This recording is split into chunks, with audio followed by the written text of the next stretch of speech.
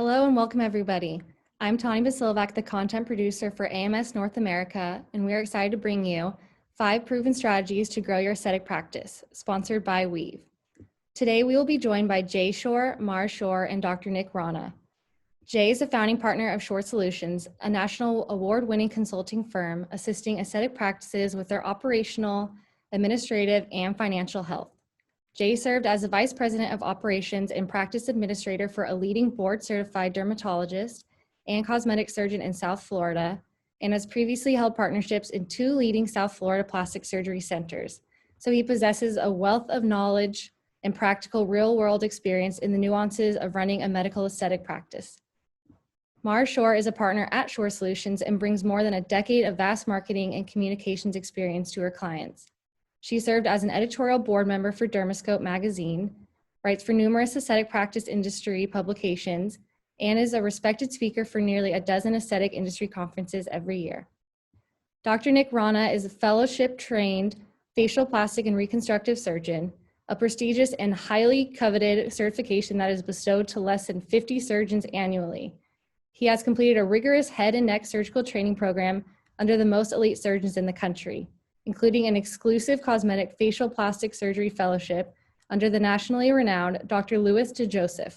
He now runs his own practice, Rana Facial Plastic Surgery Center in McKinney, Texas. Before we begin, a few housekeeping notes. We will have Q&A at the very end of the webinar after everyone has presented, so please stick around for that. Use the Q&A button on your screen to submit your questions for Jay, Mara, and Dr. Rana. There is also a chat button on your screen where you can communicate with your fellow attendees and leave comments for the speaker. We just ask that you keep your comments respectful and courteous. Okay, let's get started. Whether you're looking to elevate your practice's efficiency, enlarge your practice's team, or increase your practice's profit, this webinar will cover top proven strategies to igniting your aesthetic practice's growth and launching it to its next level. Sharing the tactics utilized by some of the most successful practices, award-winning practice management consultants, and experts, Jay and Mara Shorr, join forces with esteemed plastic surgeon, Dr. Nik Rana, to address how to bring technology into your practice to accomplish more with less and increase your practice's bottom line. Okay, Jay, Mara, and Dr. Rana, take it away. Hi there, everybody. Thank you so much for joining us today. I am Mara Shorr, one of your speakers for today. Tani did an amazing job with all of our intros, and joining me, you will see several delightful gentlemen. And so we have Dr. Nik Rana. Dr. Rana, can you raise? There we go. And then, of course, one of my, well, not to be biased, one of my favorite humans on the face of the earth, Jay Shorr. Jay and I are not only business partners, but we are a father-daughter team as well. So that's the reason I'm a little partial. So today we are going to go ahead and get started. When we first started talking about this webinar, we were really spitballing and coming up with what were the ideas we'd want to make sure to talk to you about today. And so we came up with this particular topic that you see right here: 5 proven strategies to grow your aesthetic practice. Now, during the course of this conversation, I am going to be, I joke that I am the fisherwoman of it, and will guide the conversation, join in, and most importantly, reel in these 2 delightful humans that love to talk so much about something that they are so incredibly passionate about. Dr. Rana actually just opened his very own practice this January, and so he will be coming at the conversation from that perspective, while Jay will be coming to today's conversation with decades of knowledge and industry experience. We, as a consulting company, work with practices across the country, specifically in this area. So Jay will be coming at it from that standpoint as well. So let's go ahead, and gentlemen, we are going to kick off the conversation.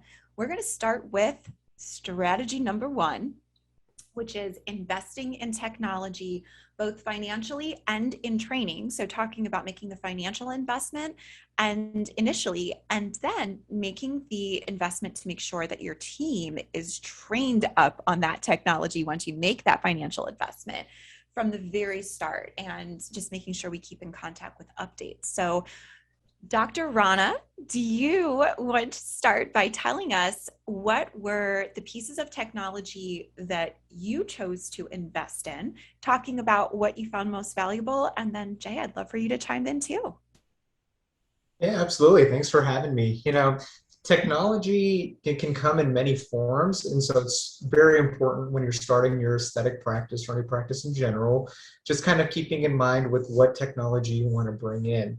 And so, some of this can be your electronic medical record and your patient practice management system. It can be your online website with how you plan to kind of market yourself and communicate to your patient base what services you provide, or it can be the technology phone systems that you have in the phone systems you incorporate within your practice so that you can stay in constant contact with your patients. And lastly, it can be the equipment you bring on that you're wanting to specialize your practice for. So, Dr. Rana, we've been with you from the start while you were still in fellowship, which is very interesting. Oh, yeah. And you then finished your fellowship, and we were helpful, engaged with you in opening the practice. And while you were with this nationally acclaimed fellowship director, Dr. DeJoseph, in Atlanta, my question to you is, you've worked with different technology in your residencies and your fellowships, and now it comes time for you to go out and, don't take it the wrong way, but get a job. Okay. What was it, with help and our guidance, that made you feel one piece of technology was better than another? And how did you determine it by the quality of your relationships in the past for what you've used? And how did it fit within your budget? Now, I know, since we've been there from the very beginning, how this all came about, but I'd like you to share this with everybody so it can help them when they're coming out of fellowships or residence, or even if they've been engaged in a longstanding practice and it comes time to buy another piece of technology, Sure. engagements of phone. How did you make those decisions?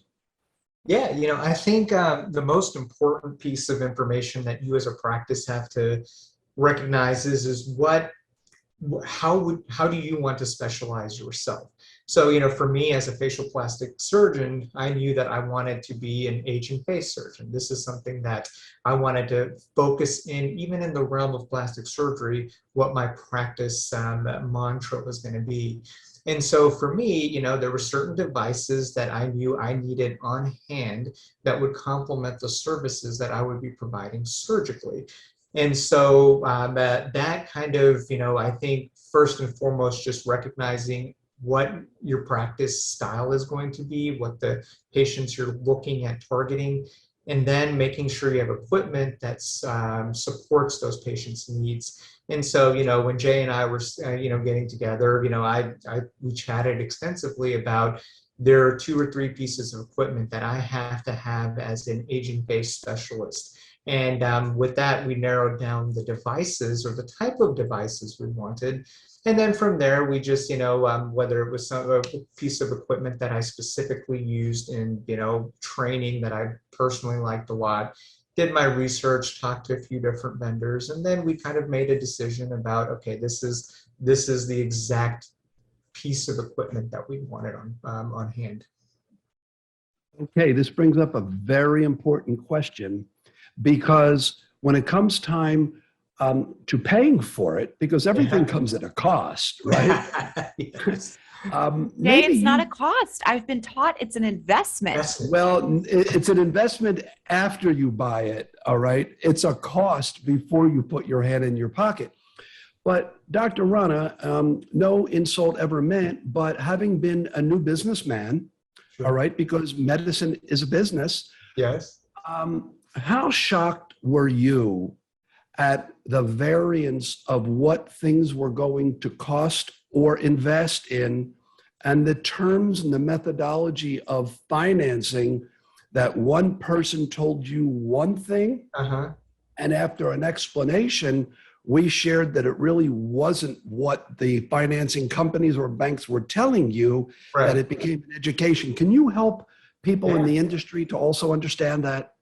Yeah, it's I was floored, to be honest, because when you finally do settle on a piece of equipment that you want and you determine that, hey, this is a price point that I'm happy with, as Jay mentioned, you have to figure out how you are actually going to go about purchasing this piece of equipment. And there are many options, like, some you can choose to pay out of pocket, just, straight cash. They have financing options through companies themselves. You can go through your bank.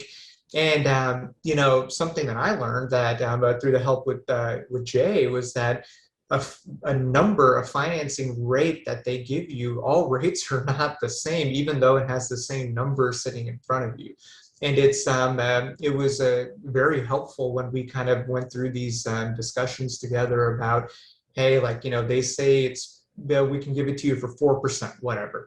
Not depending on how those are structured, you may end up paying significantly more going with one type of financing.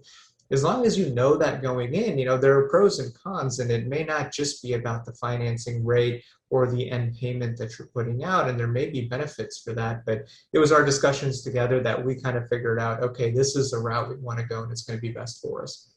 One of the points that I love that you're both bringing up is that it's not necessarily just selecting that piece of technology, whether that be software for, i.e., the EMR that you chose, whether you're looking at hardware, whether you're looking at capital equipment, right? So it's not just selecting whatever that technology is, but it's really focusing on negotiating for the best rates, even as you're financing it. And that is going to be a proven strategy, if I do say so myself. So that right there, that's a great point. And one of the other components which actually flows really well into strategy number 2 that we're gonna pop up here. As you can tell, I am the mistress of ceremonies here, as well as master control. So strategy 2 would be to create a strategy for ongoing team training, reviews, and communication techniques. Listen to phone calls, for example, for opportunities for improvement. Now, when I talk about really team training, reviews, and communication techniques, I really mean both internal and external. So we want to look at, what does that internal training look like for your team? And then what is the internal communication method? So for example, we were even just talking right before this webinar started about, who is by no means a sponsor, but we're talking about, do we use Microsoft Teams? Certain companies for internal communication, not external. And then looking at external communication with patients, obviously you do want something that is HIPAA compliant. I cannot say this enough. Let's talk about some of the different tactics and techniques, Dr. Rana, that we've all implemented together.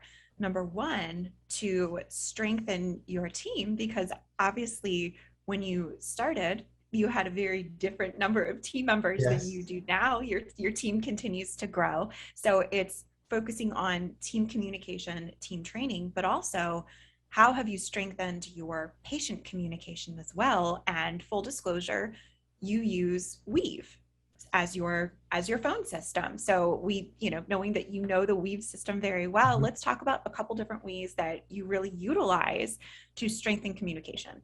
So it's important, with any practice to have a good system in place. The idea is that when we started off from the beginning, we had 0 employees to 1. We could, like myself, Jay's team, we could dedicate all our efforts to that 1 employee. But it's crucial that when you train your initial hires, that you train them not just to perform their tasks, but to have a system in place so that any additional hires are also trained and on the actual system that you're implementing. So internally, when we're looking at this, between Jay's team and myself, every additional hire we bring on, everyone in the practice, due to our training that we have, always has an idea of what's going on within this practice itself. And so when they're brought on for a new role, they specifically know what that new role is. And some team member prior has already performed that role. And so they can help train and basically bring them up to speed relatively efficiently. And then on the external side of things, we use Weave in our practice. And that was a immense piece of technology that I think really has served as a game changer for our practice personally. The ability for us to, on multiple fronts, like just from an external training standpoint, the number one thing that I believe many medical practices kind of get knocked on is that, oh, the person at the front with they had a poor experience with like somebody that was handling the phones, or they had a poor experience with somebody that was maybe sitting up front. And many times it's not even the care provider who is involved in that process. And so by having an efficient phone system where your staff is trained up on how to effectively answer calls, credential you as the physician, and have the ability to answer questions that are correct and concise is so crucial to the success of a growing practice. And through the Weave system, there's many mechanisms in place. Besides being able to actually record the phone conversations and provide constructive feedback to my employees internally, we're able to text communicate with our patients, which I think is very unique.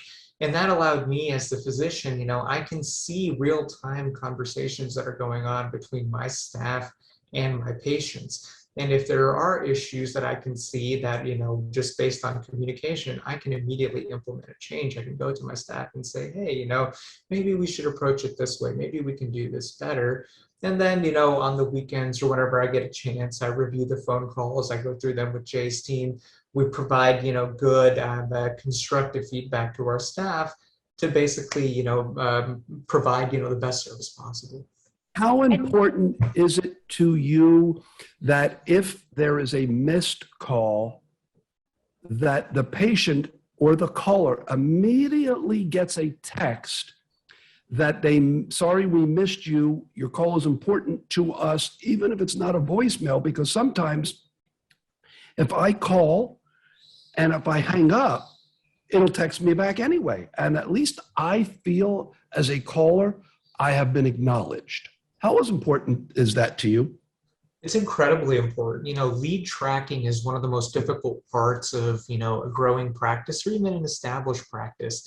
And so the ability for us that as soon as a patient call, and if we're ever, and this happens sometimes, is you're very busy, you're seeing multiple patients, your staff is tied up. If a phone, if you're unable to answer a phone call, there is an immediate automated text that reaches back out to the patient that many, many times they're not even upset that you picked up, no one answered the phone. They're just happy that something is reaching back out to them. And, nowadays in this modern world, like many folks are just happy texting. Like you will not believe the amount of leads that we close on, convert on just via text alone. And so that ability for us to do that is, I think, very crucial. It's like you guys have seen my questions before. So my strategy, which they are mine, there are teams. We've all collectively come up with these. But strategy 3, which ties in again so beautifully, is taking a hard look at where your inefficiencies lie. So if for example, that you have, because obviously, Dr. Rana, you have, we already talked about the size of your team, but that doesn't mean that every single team member is available at that front desk during busy phone times. They are assisting you in surgery. They're assisting you with the procedure. One could be functioning as the patient care coordinator and speaking with the patient to close that sale, et cetera, right? So it's not like all hands on deck just for the phones all the time. But when we take a look at where inefficiencies lie and creating a game plan to strengthen them. So one of the things that you had both just talked about when I said examples include patient communication, unanswered calls, and more, right? So we're already talking here about strategy 3. And so when we're talking about some of those other inefficiencies, with missed calls being one of them, let's talk about, are there other inefficiencies that you've identified over, let's just maybe talk about one other inefficiency that you've seen this past year, Dr. Rana, your year one in practice, and how you've solved that. And just knowing that you're all going to have similar but yet slightly different inefficiencies, because while Dr. Rana may have one, you go, oh, I've already solved that, but I have another one. Or, Sure. Ooh, we haven't run up against that yet, but mark my words, you will. So Yeah. let's talk about one more, Dr. Rana, that you've addressed and how we've collectively worked to solve it. So, like my perspective is obviously unique as a new growing practice that started with, a staff of one and now expanded to a staff of four. The earliest inefficiencies with any new practice is that you just need more manpower. And I think something that can't be understated is that, in my opinion, any successful practice is thinking about their next hire before they need that next hire. And so you don't want to be it's better than not identifying an inefficiency, but ideally you tackle the inefficiency before it becomes an inefficiency. And so, as a new practice, like, two of the big things that we picked up on is as the practice grew and, many practices, especially in my line of work, like they can snowball, like they can start to grow really fast and you feel like, the number of leads coming in, that was thing one, is that we were getting such an immense volume of leads coming in that the current staff was unable to, keep up with that. So the immediate response is I need a full-time person who can keep track of the amount of volume of leads that are coming in. But then, I immediately, as soon as I was thinking that, I was just like, hey, like I have a lot of leads coming in. As soon as those get on the schedule, I need help with basically flow of patients with the leads that come in. So then we're thinking, do we need more assistants on board to actually be able to efficiently see the patients that we're even converting through, from the phones? And so it should always be kind of like a trickle down thought process that, hey, like, with if I solve one problem, what secondary problem am I going to create? And that just comes from kind of, being a surgeon, like we kind of learn about that. Like if you do X, what's going to be Y? And we have to constantly think one step ahead. And I think that's crucial when you're have a growing practice. Almost kind of like being a great surgical tech, being one step, right? Absolutely. Being one step ahead of, your surgeon.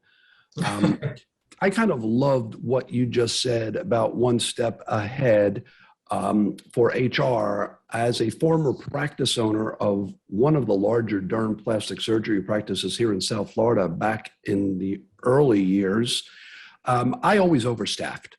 And I overstaffed intentionally. Yes, it was less profit. However, I didn't go through the headaches that many practices go through, because when there was a day off, when there was somebody called in sick, when somebody unlikely event ever resigned on a last minute notice, I always had a backup plan. And that leads us to that step number 4, all right?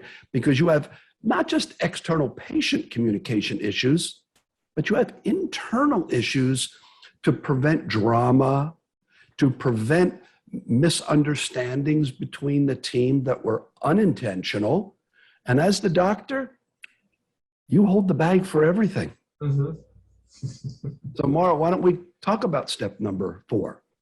Sure. So strategy number 4 is really creating a solid game plan for patient follow-up. And I can't emphasize this enough. It's what Dr. Rana was starting to talk about just a few moments ago, where you're getting great reviews and you are now, we talked about when the leads come into the practice and then they're coming in, your front desk team is rocking it, and they are getting appointments and consults on the calendar. And so you would then have your provider that is doing absolutely amazing, and you then shift that patient over to the patient care coordinator, where they have a great conversation. But let's be honest, we know that not 100%, especially when we're talking surgical, it's incredibly unrealistic to expect that 100% of your surgical patient consults will book right there and then. It's just not realistic. And so there's always going to be some concerns. There's always going to be people that maybe have to get over an additional medical hurdle first. So maybe they need to circle back in 30, 60, 90 days. They are going to want to check with somebody else. They're going to need to go home and move some pieces around, et cetera. So that's just natural, but that doesn't mean that patient is a lost patient. It doesn't mean that that's a lost lead. So it's putting together a really strong patient follow-up technique. And we always say that while a good amount of this can be tracked using really strong technology, it does take a human element. It does take a strong patient care coordinator to schedule that information, make sure that the system that you're using as far as calendar, et cetera, really works for your team. But also, as much as we want to say, oh, well, we can just schedule emails to go out as reminders, the fact of the matter is not everybody likes to be communicated with in the same way. You have some people that want to be communicated with via email. You have some people, so for example, I might say, you know what, I would love for you to just email me the information. That's the best way to follow up. Dr. Rana may say, you know what, I'm slammed all day. I'm not at a job where I'm sitting at my desk checking email all the time like Mara is. So I need you to text me. My phone is always with me. I need you to just follow up with me via text. And i.e. weave, right? And then you have somebody like our dear gentleman friend over here, Jay, who says, I don't like how the generation today does things, and I don't want you emailing me, and I don't want you texting me. And Dr. Rana, of course, you never hear or see things like this in an aging face practice. Nobody ever has that mentality. I want you to do what you do like you did in the good old days and just pick up the phone and call me. And the reason I say this is that you have to understand that everybody has their personal preferences for specific reasons. And that's why it's important when we talk about patient follow-up, asking the patient, how would you like us to communicate with you? What is the best method? Because it's not one size fits all. You can't have your patient care coordinator saying, well, I shot them an email, twice and they never responded. So I checked the boxes. What do you want me to do? And it's really finding out and asking, how can I follow up with you? When would you like me to follow up with you? And so Dr. Rana, what? So Mara, I'll pose a question to both Dr. Rana and to Mara, because people have asked me this question, and if it's not answered by both of you, I'll give it after you answer. When do you stop calling, texting, emailing the patient who hasn't booked right away? The drip campaign, when do you stop? I have a totally different answer than most. You do. You do. So Dr. Rana, do you want to go first? Yeah, so if the question is the consultation is finished and they don't book at that particular visit, what is our follow-up plan? In that case, so something I do with my staff, my coordinator, every single day at the end of our consult days is I run through what that conversation, what that dynamic was like with that patient. And some of that is kind of, it is a very kind of gut personal feeling that we get based on the discussion between the coordinator and myself. But in general, my rule is that in the practice, the highest probability of converting that lead is likely within that first week or two, and if not that first day. So my goal is to have 100% conversion for every consult, but that is unrealistic. So then, the idea is that, sometimes patients, they have to go home, think about it, they have to chat with their significant other, in like the aging face world where we're doing facelifts, they may have to like allocate finances and move assets around to even be ready to take that next step. And so depending on how that conversation goes, our follow-up process is very diligent. My coordinator, at least within that first week, is instructed to follow up like twice a week, if not more often, depending on how the conversation went after the initial consultation.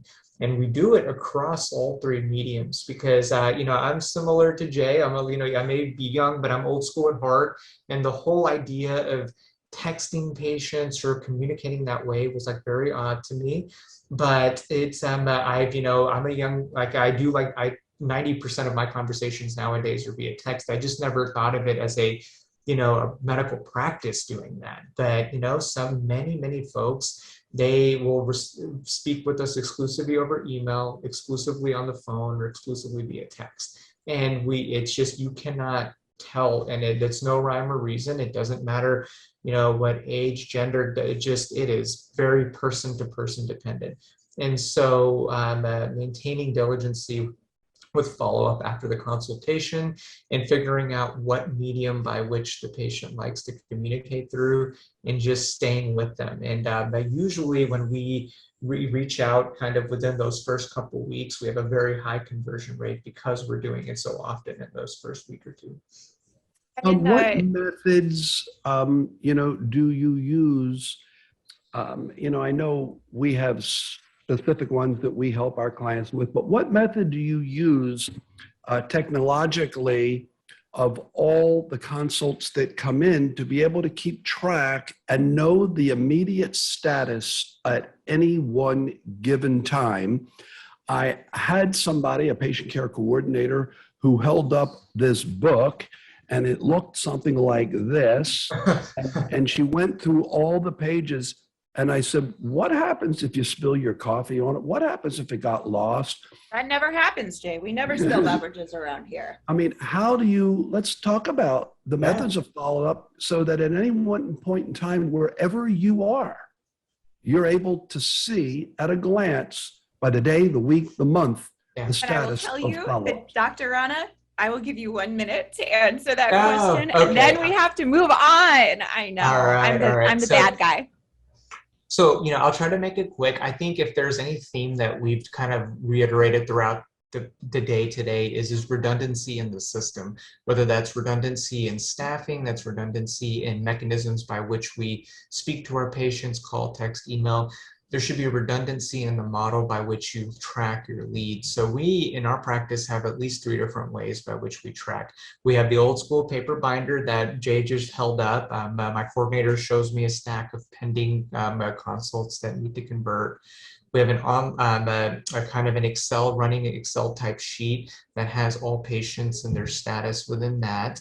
And then our practice management software will also give us reports of basically patients who don't have follow-up appointments or have not scheduled a particular procedure. And so I constantly look through all 3 of those, basically looking at how could we convert and basically move that patient to the next phase of care. One thing I will say, and then I'm going to pull up strategy number 5, is that I have always strongly urged for those systems to be electronic. But what I will share is that now more than ever, we really encourage not only for that to be electronic, but make sure that that is safeguarded and can't be deleted by a user.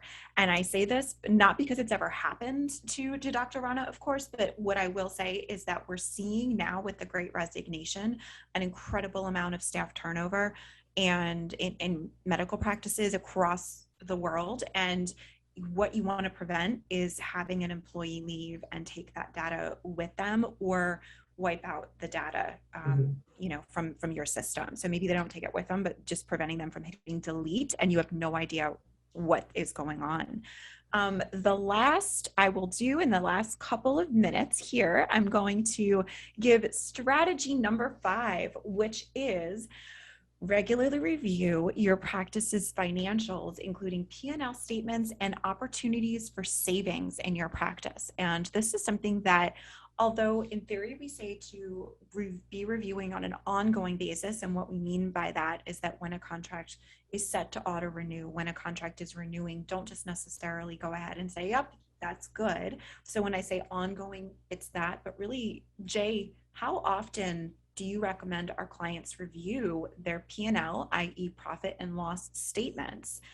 And then if you could give, Jay, I know that I'm going to have to ask a lot of you here, if you could give the one biggest opportunity for savings in a practice. I would compare, and compare again, whether or not it is your consumables for table paper, Band-Aids, needles and syringes, or other items outside of proprietary, and I don't want to get into any names of equipment or vendors for neuromodulators or neurotoxins, but compare prices, I say at a maximum quarterly. I always compared mine monthly. I reviewed my P&Ls monthly. And if you're on QuickBooks or things like that, or you have your accountant do it at a maximum, no longer than a quarter, every quarter, because I like to compare quarter to quarter. I personally prepared month to month, and we've done certain feasibility studies in the preparation of that. Dr. Rana, please explain in the last minute or so that we have, in preparing your business plan, when we did it electronically, how important was it to prepare and compare all the proposed expenses and then the reality of what are proposed expenses from a business plan and a feasibility study? How did that help you? Oh, it's immense, because the hardest part about starting a business is just not being unsure of what you're coming up against. And so by having a plan with a good feasibility study where we look at, once you decide what type of practice you want, what capital equipment, what technology you want to bring on board, when you put that all together and then decide what staffing needs you may want when you're first starting off, or whether you're established and growing, when you start to compile that into numbers, which at the end of the day, it's the numbers that matter, right? It doesn't, and that's why the profit and loss review is so important, is that by having a projection, and even for a new practice like myself, we ran projections on what our expectations were, and it's really nice when you run like low projections and you exceed those. Like, it always makes you feel good. But I think that you want to basically have some idea of what you're projecting to do through these feasibility studies at any phase. Even when you're switching phases with an established practice, it gives you a great plan for whether or not the change you're about to make is going to be worth it.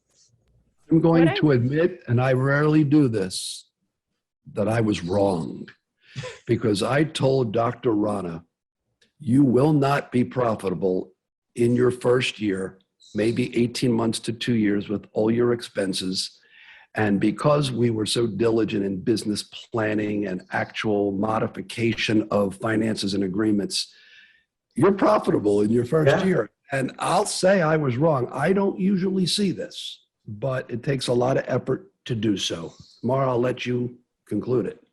Yes, absolutely. Our team, all three of us, Dr. Rana, Jay, myself, we love to educate. We love to share our knowledge, right? We don't believe that knowledge should be kept in a vacuum, and we're all in this together. So if you have questions, either for Jay and I right here, this is our contact information. So please go ahead, send us an email at info@shorrsolutions.com. This is how you're able to find us, and find us on the socials as well. And then with Dr. Rana, he has given you his business personal email address, we'll say, right? So it's not the one that he and his friends and he and his wife will message with, but it'll go directly to Dr. Rana, and as well as the practice's social media. So if you have additional questions for Dr. Rana, he's absolutely offered up his information as well. So I wanted to make sure to go ahead and give that. And one of the other questions we got was, how can you increase your reviews? And I assume that you mean patient reviews. Dr. Rana, do you want to talk about how you have been able to obtain the positive patient reviews that you have? Do you want to take this one? Yeah, well, so it starts with good service. There's no a positive review usually stems from good patient care, which is the first and foremost priority. But then the challenge is how do we get the patient to actually take the time to fulfill that review? So one, it has to be easy and convenient. I think that, we live in a world of ease and convenience. And so we have a couple mechanisms by which we do that. One, the formal way that we actually send the link to take the patient towards my Google My Business page, which is where I do majority of our reviews, is we've actually has made it a very convenient to send a link to your personal Google My Business page. And so we will text the patient that link. But I think what's more important, what we do in our practice is I, as mentioned before, I have a predominantly agent-based practice. So there's a lot of follow-up, following surgery or injections or anything like that. And at one of our follow-up visits, kind of once everything has settled in and, patients healed in or patients happy with an injection, that during the checkout process, they meet with my coordinator or my checkout staff, and we do politely ask, based on your positive experience here, would you like to, submit an online review? And if they oblige, we immediately send them the link because it's so convenient. And while the patient is still sitting there across from you, you can guide and navigate them through that, because every once in a while you click on the link, and if you're not signed into Google, or you realize, oh, you're not sure you want your name to display, we can help patients troubleshoot that, because we don't want their struggle to be the limiting reagent that leads to a positive review. So we very much help them through that. I want to caution people Yeah, that that's a great point. it is great to ask. The best, one of the questions was, how do I get to increase it? Ask for it is the best answer. However, there are some practices that I've heard that reward people for leaving reviews, and that's okay as long as you don't filter them, because you may not legally compensate anybody in like and or in kind for leaving positive reviews. You can't say, if you leave a positive review, I will reward you with X. You can say, if you leave a review, you'll get a free skincare product, but you cannot say a positive review. And the best way to do that is to have a service that does this so that it's not screened just for positive. And last comment, you don't want all 5-star reviews. Make it a 4.8 or a 4.9. It looks more realistic that somebody really had something to say, all right, that wasn't all 5s. I always look at that as kind of bogus when I say you probably had everybody, your friends and family, And I will say that getting in that habit, when somebody gives you, when a patient tells you how thrilled they are and you're watching their face light up after their procedure, whether that's surgical or non-surgical, right? They're sending you that text, whether it is that HIPAA compliant text, whether it's via email, whether it's right there and then in person, that's the time to go, that would be a great review. Would you mind putting just exactly what you said in, and reviewing us online? We even do that as a consulting company when our clients they're thrilled that we've been able to resolve a huge problem or come up with a really strong new strategy or save them money, whatever that looks like. And they'll say, I couldn't have gotten through this without you. Hello, that's a glorious review to live on Google My Business. And so we have a member of our team that will specifically reach out and give, just like you said, Dr. Rana, here is the exact link. We don't say, would you please leave a review on Google My Business, and trust that they're going to go about finding us and going to the exact correct place. We actually send them the exact link. One of the suggestions that I see right now in the chat box, I love that everyone is having this really strong, great conversation and suggestions in there. And in case you didn't see that, was creating a QR code so that if you have, especially now that with the pandemic, I believe that people are more familiar with QR codes than they maybe were a year and a half ago, knowing that a lot of us, when we go out to eat, menus live online, and we're more and more used to having to use that QR code to see our menu. Although thank goodness actual menus are back and we can look at a full-size menu again instead of teeny tiny print. But with that being said, coming up with a QR code that takes them directly to, do you want them to go to Google My Business? Do you want them to go to your Facebook business page? Where is it that you are craving more reviews and really strategizing to have more reviews in your business? All right, so reeling this in really quickly, there are a couple Q&As, all right? Perfect. And the one, I'll get back to the where have growth strategies changed in the past 5 years, but when training new employees, Dr. Rana, on the Weave system, how difficult is the learning curve? That was a question that one of our attendees asked. And this is good for you because you went from 1 to going on 5. How difficult is that? 0 on a scale of 1 to 10. I think, if the only difficulties I think would arise, if any, or if just maybe some like computer literacy type issues if an employee has that. But honestly, the Weave phone system just links in with the standard hardline. The additional service that it provides is through any desktop or laptop that you have on site. They have an app that loads up and runs in the background, similar to Google Chrome or anything else for your electronic medical record, whatever. And it's where that's, I think, the game changer part of it is that that app, I didn't really perceive the value in it until we actually had the business up and going, because any phone calls that come through the practice also kind of show up as a little ticker notification on the app. So you can always real time see if there's a missed call that someone needs to tend to. All text messages kind of come through that app, similar to any other device that you're doing, texting through. And then you can see active reviews. You can send links for reviews. You can pretty much you can send faxes. It's one convenient location for patient communication that I'll admit in the early stages I was kind of suspicious of it. Like I didn't know what the value would be, but now it's so engraved into our practice. I don't know how I could go back to an old phone system. Like I feel like I'd be handicapped. Can the Weave system be used with international clients? The short answer is yes, but I would say to check, to the person that asked that question, check directly with Weave, because while international is a capability, I can't speak to which particular country and if they service the country that you're in.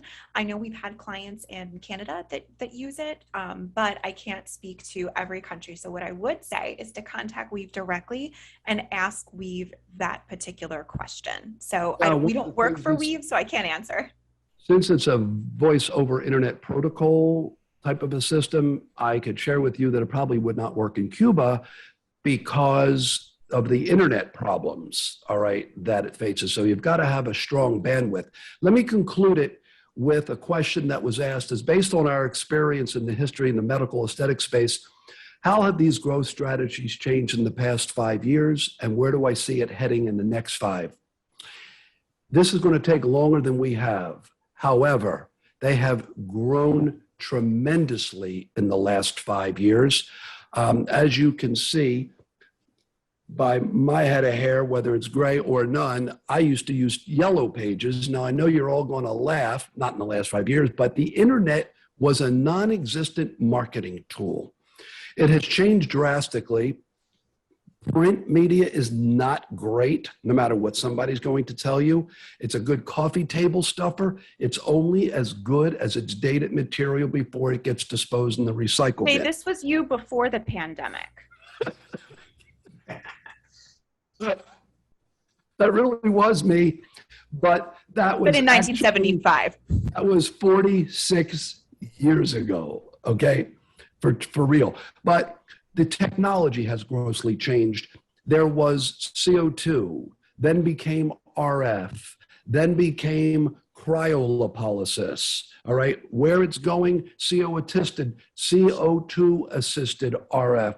There was no male and female sexual health, and there's multiple devices. There was no thing for male health of ED. And, now it is commonplace, because when we attend conferences and we speak about male, female sexual health, people still laugh. And I'm a straight face, very poker face, and I say, well, why is that funny? It is a matter of fact. And there are people that suffer from these maladies, and now there are devices that can help to treat it. So phone systems, lasers, computers, laptops, Mac, PC, there's so much that you consistently, we just crossed over to Teams, from Calendly and text messaging and all these things. It is ever growing, and we have to stay on top of it all the time. And that is the beauty that the Aesthetic Multi-Specialty Society allows all these conferences for you to go to become educated by professional speakers like us and Dr. Rana, and also from our vendors to see all the newest technology in the industry. And that's my elevator's pitch. And I would even say that, to know what's 5 years out, if you look there, I can't even tell you what 5 years from now. I think we're all going like year to year. We're just, talk to me about maybe March of 2022. I think we're all thinking a couple quarters ahead at this point, if 2020 and 2021 have taught us anything. But I will say that we know that technology continues to evolve. And one of the things that I strongly tell every one of our clients in any practice that we speak with is that with any of your tech vendors, I know, Jay, I know, with any of your tech vendors, make sure you're checking in with them and doing a quarterly review, because their services that you're already paying for change so often. So with that, Tawny, do you want to give us an over and out and wrap this all up while if I can, just put up our contact info one last time while you send us over and out? Well, please join me in thanking Weave and also Jay, Mar, and Dr. Rana for sharing their knowledge and insights. And thank you all for joining us today. And if you are in need of any CME credits before the end of the year, AMS has all of the 2020 and 2021 conference programs available on demand. So be sure to sign up for a premium membership on the AMS site to access these on-demand videos. And thank you, everybody. Have a great day.